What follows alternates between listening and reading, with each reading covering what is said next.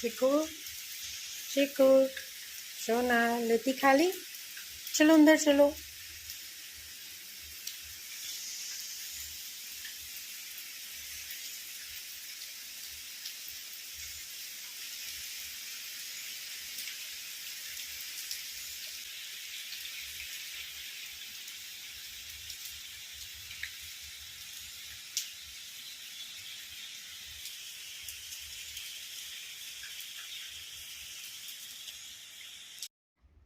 Good morning दोस्तों, मैं आपसे मिल रही हूँ मंडे मॉर्निंग को। 2 दिनों से लगातार बारिश हो रही है। कपड़े सारे अंदर ही सूख रहे हैं। हैदराबाद में रहते हुए बारिश के दिनों में कपड़े घर के अंदर सुखाने का अरेंजमेंट बहुत ज़्यादा ज़रूरी है। सुबह का ब्रेकफास्ट वगैरह बन चुका है और रवि और दक्ष जा चुके हैं। मैं भी बर्तन धुल रही थी, इतने में फ़ोन की घंटी बजी। हालांकि जब तक मैं फ़ोन उठाने गई तब तक फ़ोन कट चुका था, तो मैंने सोचा शूट कर लेती हूँ आज के वीडियो के लिए। ज़्यादातर मैं ज़रूरी काम निपटाने के बाद ही वीडियो बनाना शुरू करती हूँ, पर आज मैंने सोचा कि आपको मॉर्निंग वाली मेसी किचन दिखा दूँ। तो कुछ ऐसा नज़ारा है अभी किचन का। तो चलिए पहले मैं ये सारे काम ख़त्म कर लेती हूँ, फिर मिलती हूँ आप लोगों से।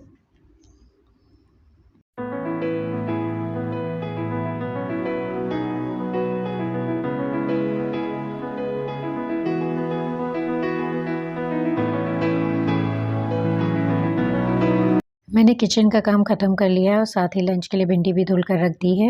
लंच में मैं दाल राइस और भिंडी बनाऊंगी। ये सारे धुले हुए बर्तन सुबह के ही हैं, रात के बर्तन मैं रात में ही धुल लेती हूँ। सुबह मैंने ब्रेकफास्ट में दलिया बनाया था और चीज़ और पनीर के पराठे बनाए थे, साथ में चाय थी। ब्रूनो और चीकू गौरी के लिए मैंने राइस भी बनाया था। तो इतने सारे बर्तन हो गए। मैंने अपने लिए भी पराठा बना कर रख लिया है।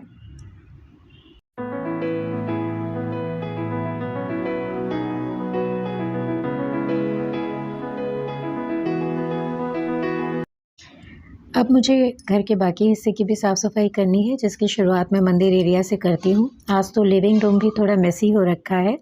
एक्चुअली हुआ क्या कि कल संडे को मेरे बेटे का पीआरएमओ का एग्ज़ाम था, जो कि था 10 बजे से 1 बजे तक।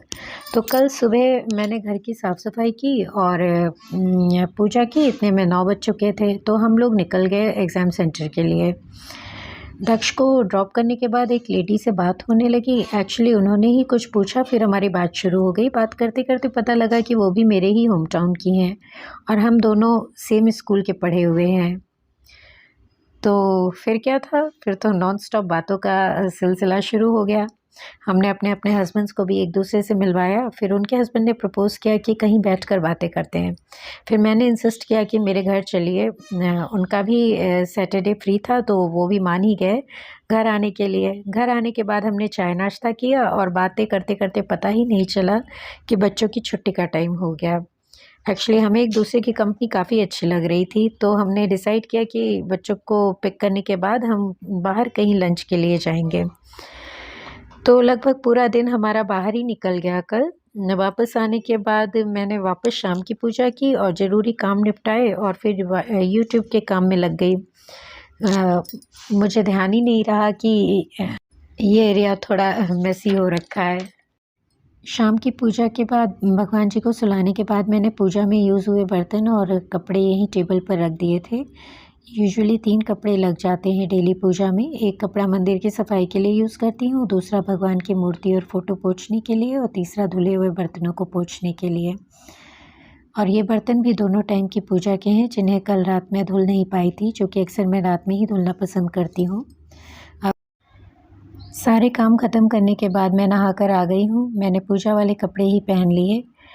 पूजा वाले कपड़े पहनकर मैं कोई और काम नहीं करती। भगवान जी के बर्तन धुलने के लिए मैंने अलग से लिक्विड सोप और स्क्रबर रखा हुआ है। अच्छे से रगड़ कर मांजे तो पीताम्बरी की ज़रूरत नहीं पड़ती, ऐसे ही साफ़ हो जाते हैं। 10 से 15 दिन में बस एक बार पीताम्बरी यूज़ करती हूँ।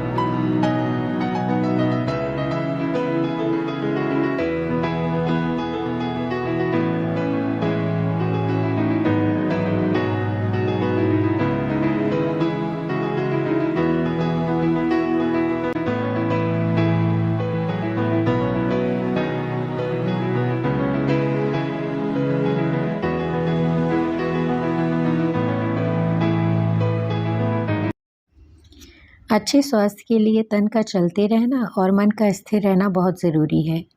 ये भी एक वजह है कि घर के सारे काम मैं खुद करना पसंद करती हूँ। काम ख़त्म करने के बाद वर्कआउट करती हूँ और हर दिन अपने लिए कोई ना कोई गोल सेट करती हूँ, जो कि क्लीनिंग या ऑर्गेनाइजेशन से भी रिलेटेड हो सकता है या फिर मैं सेल्फ नॉलेज या सेल्फ डेवलपमेंट के लिए भी कुछ ना कुछ करती रहती हूँ। यंग एज में कई बार करियर या बच्चों के चलते हमारी बहुत सी चीज़ें साइडलाइन हो जाती हैं। इसलिए अगर आप भी मेरी तरह लेट 40s में हैं और बच्चों की ज़िम्मेदारियों से रिलेटिवली थोड़ा फ्री हो चुकी हैं, तो सोचिए कि ऐसी कौन सी चीज़ें थीं जो आप हमेशा से करना चाहती थी लेकिन नहीं कर पाईं। उन चीज़ों की लिस्ट बनाइए और लग जाइए काम पे। नेगेटिविटी को अवॉइड करने के लिए आपका बिज़ी रहना बहुत ज़रूरी है। अगर सच्चे मन से पूरी श्रद्धा के साथ बिना किसी मनोकामना के पूजा की जाए तो पूजा करने से भी बड़ी पॉजिटिविटी रहती है।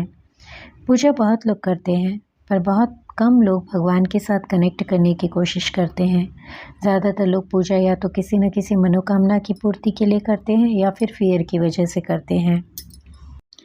अगर हम भगवान से कनेक्ट करने लगे तो पूजा की ये सारी प्रक्रिया बड़ी ही आनंददायक हो जाती है और बहुत ज़्यादा पॉजिटिविटी ऐड करती है हमारी लाइफ में।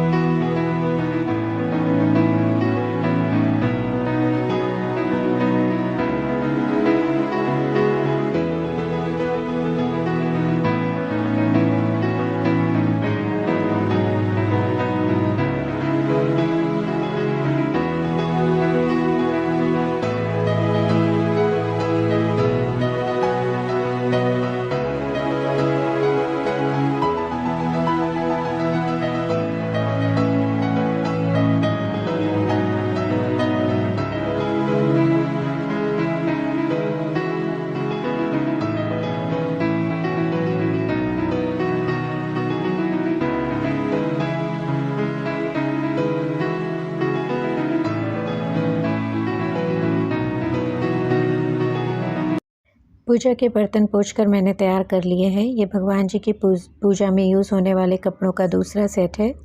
पूरे 4 सेट हैं मेरे पास।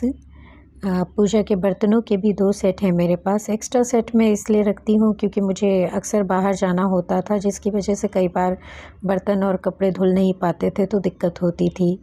और रेगुलर ये सब करते करते ये समझ में आने लगता है कि किन किन चीज़ों की वजह से पूजा में अड़चनें आती हैं, तो धीरे धीरे मैंने वो सारे इंतज़ाम कर लिए ताकि कोई अड़चन ना आए, जिसके लिए मैंने कुछ एक्स्ट्रा दीपक वगैरह और ये कपड़े या जो भी ज़रूरी चीज़ें हैं वो रखने लगी।